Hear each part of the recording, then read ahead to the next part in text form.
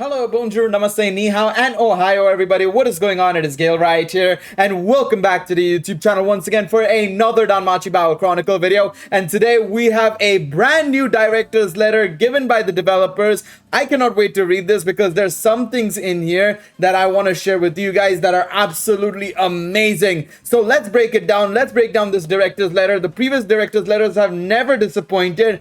And I'm telling you guys right now, this one doesn't disappoint either. So of course, if you guys going to enjoy this video, please be sure to leave a like down below, subscribe to the channel, and of course, let me know in the comment section down below, what do you guys think about the director's letter? Do you guys think it's good, promising? Do you guys think they could have mentioned and said a bit more? Do you think they could do more? Let me know in the comment section down below. I'm curious to see what you guys have to say down below. Now, the last two times they've given us director's letters, right? It's always been about how can we improve the game? You know, you've given us information. It's, you know, following surveys. You know, they always say like, you know, we've taken information from the surveys and now we're trying to implement those changes. I think this is the first time we've had a director's letter where we haven't had a survey recently, or not a major survey. We had the character survey, but nothing in this really relates to the characters outside of one small point, which we'll get to, of course, later on in the video. But outside of that, none of the things that were in the most recent survey, which was characters focused, is in this actual letter, which is, in my opinion, it shows a sign of improvement, but it also shows that now we're actually progressing on to introducing new things into the game, which is what we need at this moment in time. You know, we've seen the improvements, we've seen the quality of life changes, which have been a huge positive. Now it's about transitioning into adding more content and, you know, continuously fixing things. Of course, there are still things that need to be fixed. There are still things need to improve, but I feel like they're now going towards a new point where we're actually going to start seeing new things getting added to the game, which I'm very much looking forward to. Greetings to all. This is Akaiwa, the director. Thank you for always playing and supporting Dankro. It has been almost 3 months since the last director's letter, and the development team has been working hard to ensure everyone enjoys the upcoming 1-year anniversary. In this director's letter, we will discuss the new content scheduled for release in June and the updates planned leading up to the anniversary in August, of course. June implementation schedule, new content. Now, this was something we were looking forward to massively, right? Replayable PvE content. Well, unfortunately, they have decided to postpone it for a little bit, unfortunately, but it's not actually been postponed indefinitely. We do know when they're going to be dropping it and when they're going to drop a beta version of it. So let's go through this and let's read exactly what this event is going to look like. The new content, Abyssal Exploration, which was introduced in the director's letter, Volume 2, was intended to be implemented in June. It allows players to freely explore the depths of the dungeon, spanning multiple floors, and to face off against formidable enemies. Yes, that is exactly right. We have dungeon exploration coming into the game. Finally, this is something I've been asking for, and especially if you guys have been watching my live streams where I've been playing Danmachi Infinite Combat, I've been saying that they can implement something very similar to Infinite Combat where you go through multiple floors and you face off against bosses. That's what they're implementing here, which is amazing. They plan for users to be able to explore the dungeon and obtain exclusive battle items that are only available in there. However, we decided to delay the official implementation of this Abyssal Exploration as of now. The main reasons for this are as follows. The list of update items to improve playability took longer than anticipated, and the gameplay expanded beyond the initial conception when creating the new play content. Note, this is the first time I think when they've decided to delay content as well, that it's more so about making it bigger, making it grander, rather than it being something to do with load capacity, graphics issues and stuff like that. This is more so about we want to make it better, so we're taking our time with it, which in my opinion, thumbs up. Huge W there. This is, again, small things like this are noticeable. You know, maybe not everybody notices, but as somebody who's obviously covering this game day in, day out, you know, going through all these director's letters, revisiting those director's letters consistently, right? Reading stuff like this is impressive to me because it's again showing that they're wanting to improve, and they are improving. Once again, huge W's on that front. We apologize for the delay in implementation despite your anticipation. While the official implementation date will be announced at a later time, there is going to be a beta version around the second week of July for final adjustments, which is a huge thumbs up. So what I expect to be happening here basically is that the second week of July, we're going to get the beta test. We're all going to be able to play it. We're going to be able to give our survey results as well to them. And then what they're going to do is I think they're going to implement it around the anniversary time. So mid to late August is my guess. So it's still going to be a ways away, but we will be able to play at least an iteration of it, or an early iteration of it early on in July, which I think is a huge thumbs up there. So it's only about 2-3 weeks away. Can't wait to see that. We cannot wait to see that. We hope to gather your feedback from playing the beta version to further refine the final implementation. So please give the new content a try. So you can see some images right here. You're seeing that we're going to be getting some rare drops and stuff. Now, for those who are keen-eyed, you might notice something else as well in this image. In the top right, if you look at the units, right? The second unit, or well, technically, we obviously are playing as Tiona first and foremost, and then there's Chloe in the second slot of units, right? But the first slot in the top right features AMID. Let me zoom in a bit for you guys to actually see it in a little bit more detail. Let me see if I can actually do that for you guys. But you can see right here, if I were to zoom out a little bit, there you go.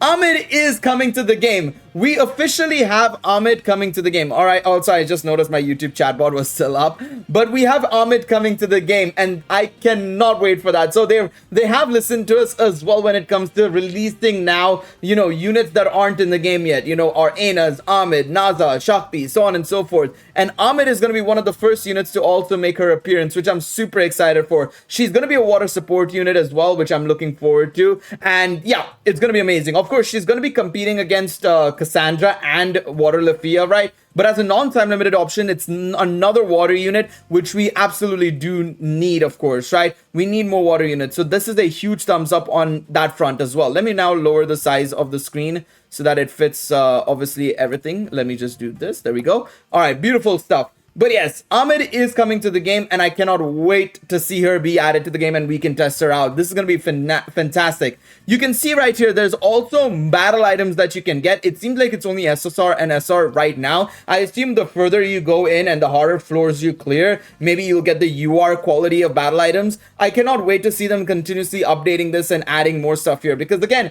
battle items is one way you can easily make replayable content, because the idea is, right, in any gacha game, you play games like, you know, Genshin, Honkai Star Rail, Grand Blue Fantasy, Epic 7, 7 Deadly Sins, Grand Cross, so on and so forth. One of the easiest ways to make replayable content, even though it's a bit of a grind and it's boring grind technically, is you add a gear system, right? Min-maxing. People love to min-max, right? So allowing them to add a piece of content like this is amazing. Now, however, I would appreciate if they decided to add the locks of training so that we can lock certain stats and stuff, right? So that we can actually do both at the same time, rather than it being just a mindless grind of, you know, absolutely getting shafted over and over again. We can get the pieces and we can get the right substat we want or passive skill we want, and we can lock it and then continuously reroll. We need those lock of trainings sooner rather than later. I don't know if they've forgotten about it or what it is, but we need it. We need it ASAP. And hopefully maybe if they can add it via this content as well, it would be amazing. So we'll have to wait and see. But amazing. I'm looking forward to it.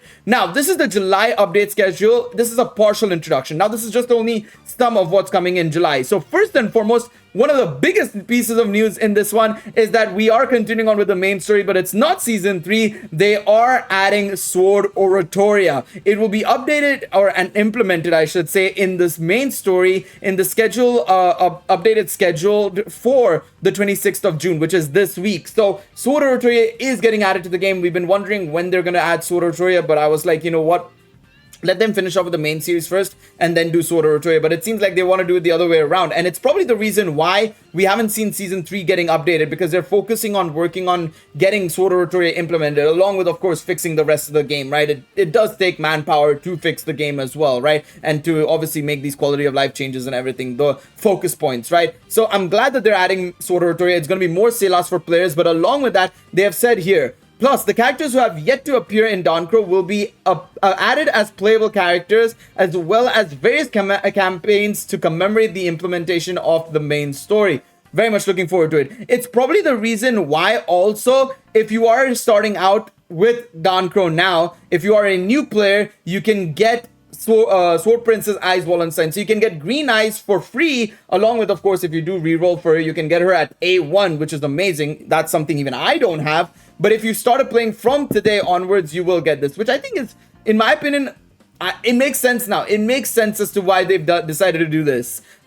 Addition of Minotaur to the United Final Battle. So the Minotaur raid, which we got, is going to be the main United Final Battle, it seems like, from here on out, or it'll be alternating, I suppose, with the Goliath. which I think is absolutely fine. There will be new battle items as well introduced along with it. So looking forward to that. It's going to be a new thing to grind for and a new thing to look forward to.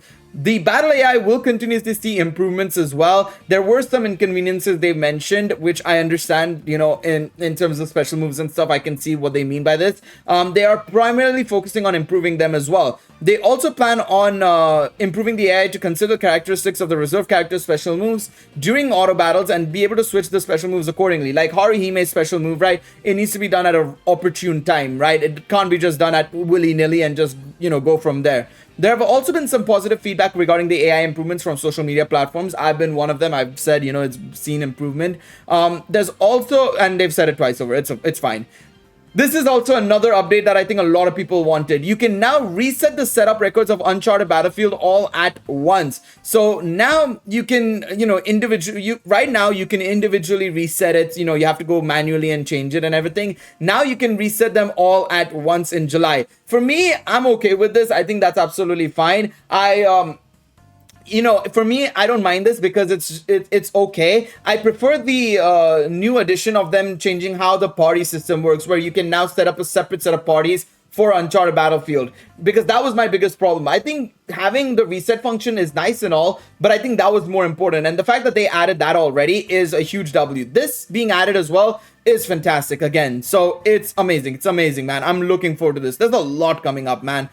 They've also improved the application performance apparently recently in the 12th of June update, but there are still going to be improvements, and they have said that, you know, they have noticed you know, that not everybody's you know, happy with the changes made. They still want to see more improvements, and they are still going to be working on improving the game as much as possible. Lastly, thank you for reading this far. The event story plan for our upcoming 1-year anniversary is set to be the largest volume in Crow history. Can't wait for the story to be 1.5 hours long instead of 1 hour. No, but I'm joking, I'm jesting. I really hope Omori Sensei is coming back to write this story. I mean, he did a great job with the wedding story. I want him to do just as good of a job in the anniversary story as well, and I want them to do a really good job with the anniversary story as well. The team is working to develop both the story and the game so that we can celebrate the first anniversary together with all of you. The next release of the director's letter will be after the 1-year anniversary. We look forward to your continued support and patronage of Crow. Thank you very much.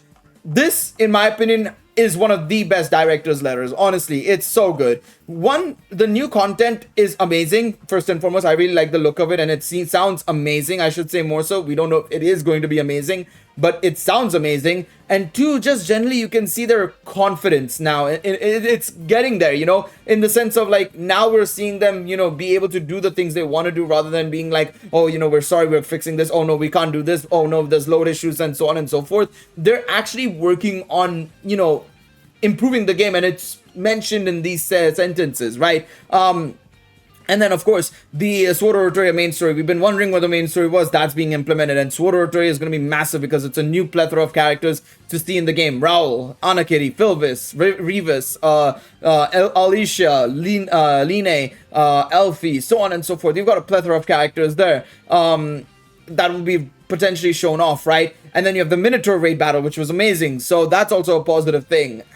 Overall, it's just improvements, right? There's nothing really bad here, in my personal opinion. Of course, if you feel like there's something a bit missing here and stuff like that, let me know in the comment section down below. I'm curious to see what you guys have to say down below. But that's all from me. I'm very excited. I cannot wait to see what's in store for us. I assume we'll get unit information tomorrow, and I assume AMID is going to be one of the first units that they will reveal. In my opinion, I think the 3 or 4 characters we will see. I'm going to just ballpark some 3 or 4 characters. We'll see AMID, Anakiri or Raul, and Philvis. Those four are my bets. I think those are going to be the very likely characters we will see being added into the game as playable characters. So let me know what you guys think in the comments. Thank you guys so much for watching this video. Please be sure to leave a like down below, subscribe to the channel, and I'll see you all in the next one. Until then, take it easy, everybody. Bye-bye.